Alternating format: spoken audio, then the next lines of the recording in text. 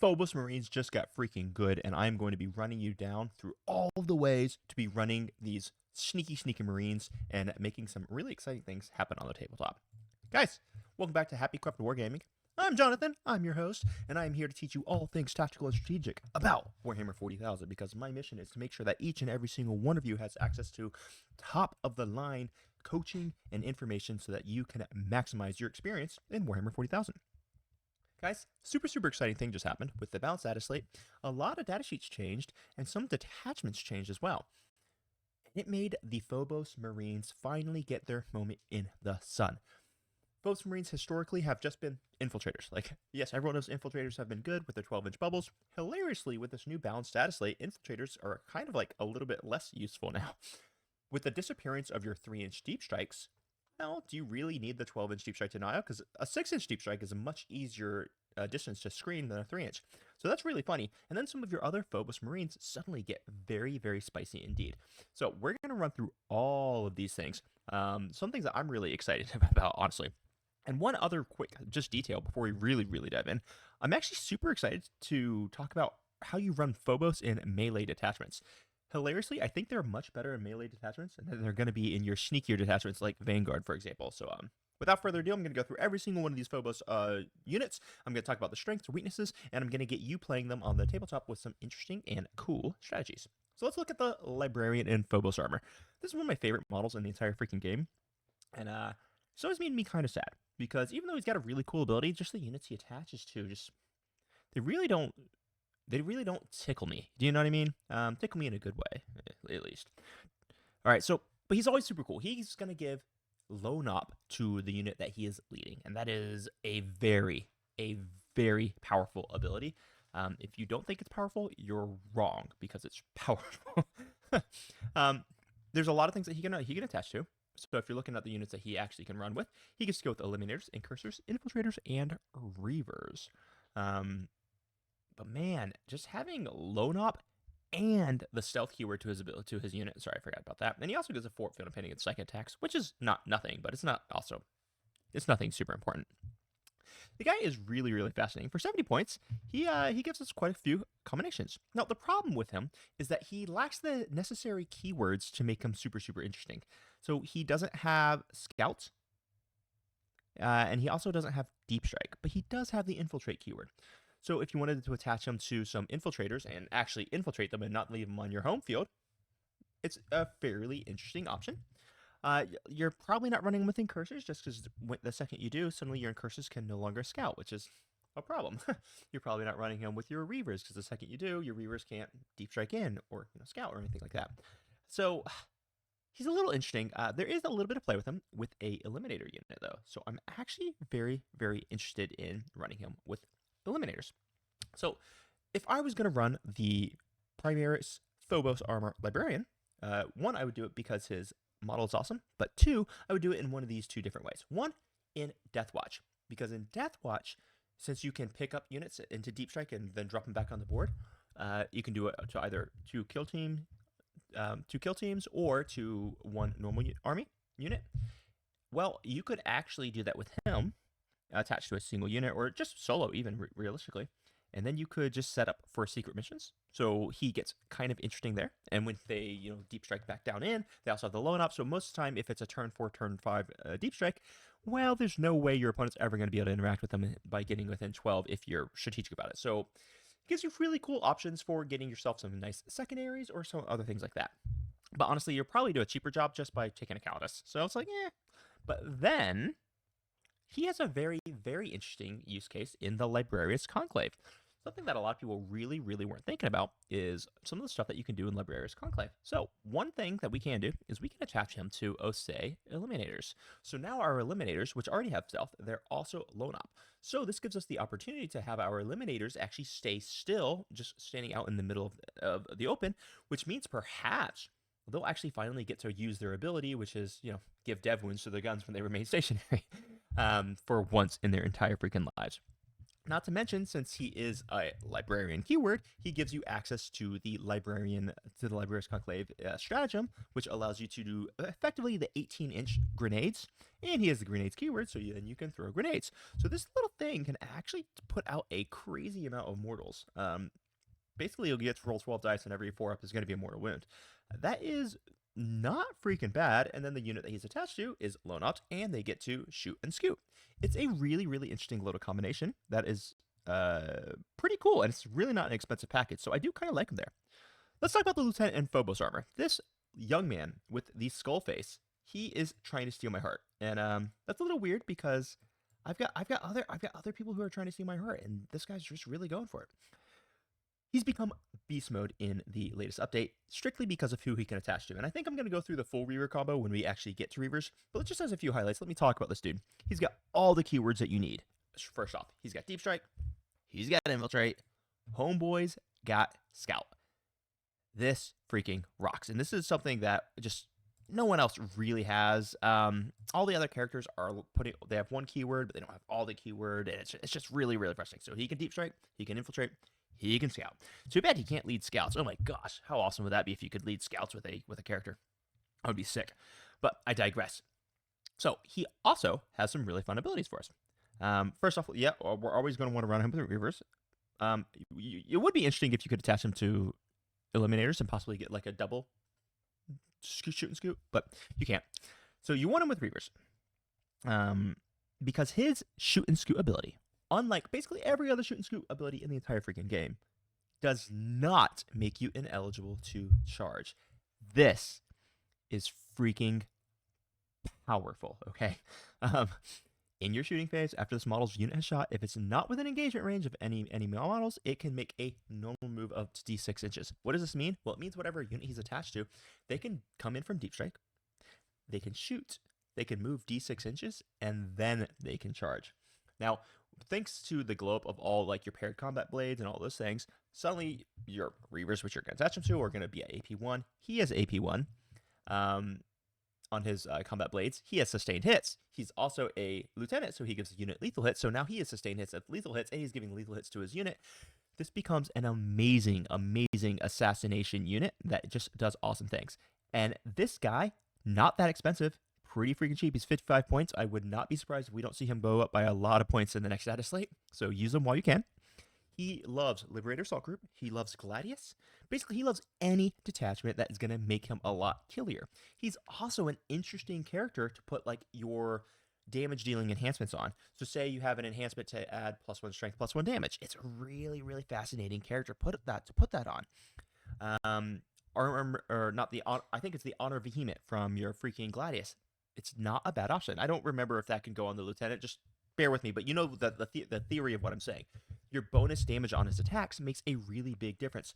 So basically what you want to do is you want to lead him with a unit. You want to lead a unit of Reivers with him. You're going to Deep Strike him down. You're going to shoot. You're going to move D6 inches. You're going to get anywhere between an 8 and a freaking 3-inch Deep Strike out of Deep Strike charge. And then he's going to go in and assassinate a character, get you the behind enemy lines charge that you didn't think you were going to be able to get. He's going to be able to wreck your opponent's screening plans simply because he gets to shoot and then move and then charge again. And if you're in Liberator Assault Group, all the models in the entire unit are going to go up to that sweet Strike 6. They're going to be at AP1. You can give them Lance, so now they're suddenly winning most things on 2s. It gets very, very brutal. Gladius, you get them up to AP2 with Lance. It's nonsense what this guy could do. So I love him.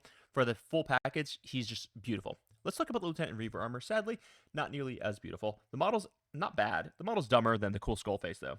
So the model's dumber, and the rules just aren't that great. Sadly, you're just not going to take this guy. He lacks the Deep Strike ability, so he doesn't synergize with the Deep Striking Reivers. So, I mean, you lead the Reivers with them, and then suddenly they really can't be used. Now, he's got a great ability buff. His ability buff is pretty cool. He extends the range of the Reivers, like OC shenanigans stuff, by 3 inches, but you can't get him to where you're trying to go because he doesn't have the Deep Strike keyword. So, sadly, alas, this guy won't be showing up. And we have the Lieutenant with combi weapon. I love a good Lieutenant with combi weapon. People forget how cool this guy is. At the beginning when he was released with the Leviathan box, I saw people running him all the time, but then I saw him really drop off. But he's freaking awesome. He's a relatively tough lone up, guys. You can give him. Is he stealth? I always forget if he's stealth based or if you just have to, or if he just has the smoke keyword. Let me just look at that real fast so I don't like say it wrong. Yeah, he's stealth based. He's a 5-up Fiona Pan on top of it, on top of his armor save, and every time you move within 9 inches of him, Homeboy just like makes a 6-inch move wherever he wants to go. And now he also has AP on his combat blades, which is a really big deal. And don't forget how cool his freaking priority objective identified ability is. I saw a horrible list, which just pissed me off. It's like a triple whirlwinds. Gosh, I hate indirect. But with the new oath of moment abilities, especially when you pair it with Rabute Gulliman, you get triple whirlwinds.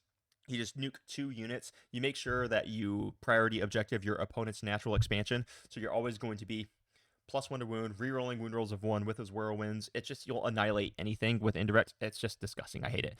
But anyway, that's a good way to do it. He also pairs very brilliantly with your Primaries, whether you're running the Lion or if you're running Rabute Gulliman. Because remember, as long as they're within 3 inches of an Adeptus Astartes infantry unit, they get lone op. Well, this guy is an infantry unit who's also lone opt.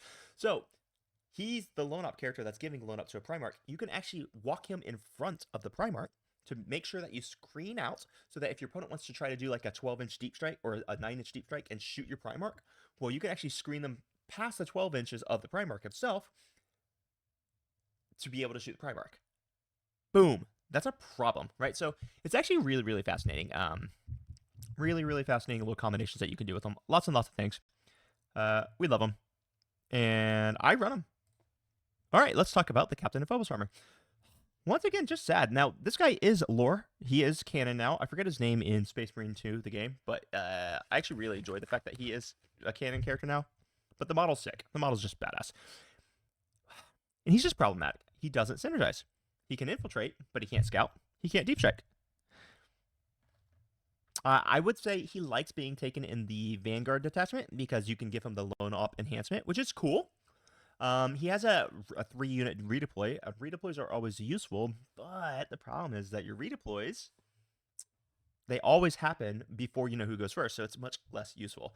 I can't really find a good use case for this guy. You can lead him. You can lead several units with of whatever with him, but like, kind of why would you? I can't figure out a good use for him. I know people like him a lot. His Instigator Bolt Carbine, yay, it's cool. He has a combat knife. You can't even put a Power Fist on him. You can lead Scout Squad with him. I just don't see how it helps, to be honest with you. For 70 points, I'm not ever taking him. So sadly, he doesn't really make the cut. Now let's talk about the Invictor Warsuit. This guy is pretty darn cool. Like at 125 points, I'm really surprised that we don't see a lot of them. I can definitely see a lot of armies working really well. Take it, Stormlance, Liberator Assault Group, even Gladius. Why not run 3 of these? I mean, these monstrosities get an 8-inch scout move, and they move 8 inches. That's a 16-inch turn 1 move.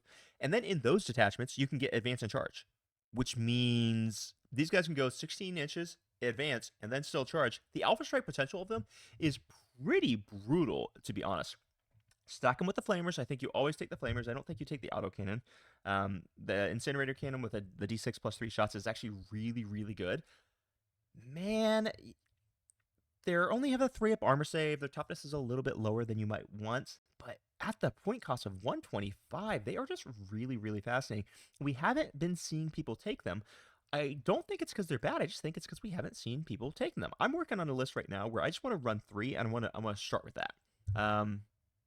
And I want to go from there. So 12 wounds. I mean, strength 14, flat damage 3 melee. They're just a really interesting model. Anyway, carrying on. I think Invictor's good. I think there's always an argument because so many times you really want to be able to afford that last Ballistus Dreadnought, that last 130-point Ballistus Dreadnought, but you just don't have the points for it. But you might have 125 points for a Warsuit, which can do a very different job for you. So I think it's an interesting choice. Infiltrators. Infiltrators have definitely dropped off. They're not as good as they were, or they're not as required because they're not any less good. They haven't changed. It's the meta around them has shifted. Now, to be fair, to be clear, I have never once in my entire life of Warhammer 40,000 regretted taking a unit of infiltrators.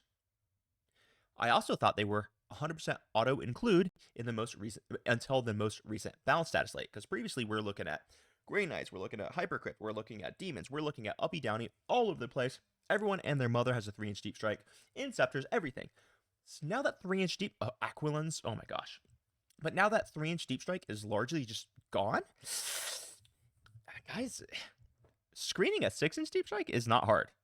Screening a 3-inch deep strike can be almost impossible for some armies. The necessity of them has just decreased dramatically. And you can save 20 points by taking Reivers or taking Incursors or save 30 points by just taking an extra unit of scouts to hang out in your backfield. There's other choices. That does not make them bad.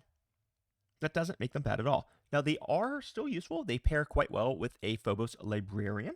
That's always a cute little trick because since Deep Strikers can't come in within 12 of them and the Librarian gives them Lone Up, suddenly you have this massive bubble of just screening everywhere, and if your opponent ever Deep Strikes in, they can never shoot you, which is pretty darn cool, to be fair. So there are some neat tricks with Infiltrators. They're not useless. They are quite cool still. Their ability is always going to be useful, just less necessary than previously. Let's talk about the Incursors themselves. These guys are just a relatively cheap unit that's just been known to ruin people's days, all right? There is a beautiful, beautiful play with Haywire Minds that I don't see anyone ever talk about, so let me detail this for you. Haywire Minds go off at the start of any phase, right? So people just don't quite understand what that means. What I would do if I was running Incursors is I would, say charge a transport that has been injured. And I would charge it with them, and I would just hit the transport and hope I don't kill the transport, and I just want to leave it at like 2 to 3 wounds. And then in my opponent's turn, it turns into my opponent's turn, it's its command phase, and then it's the start of their movement phase. At the start of their movement phase, I'm going to blow up the Haywire Mine, cause 2 to 3 mortals, blow up their transport, then whatever unit was inside the transport has to get out, is automatically battle shocked, and cannot charge in my opponent's turn, which is freaking hilarious because of the rules of the game.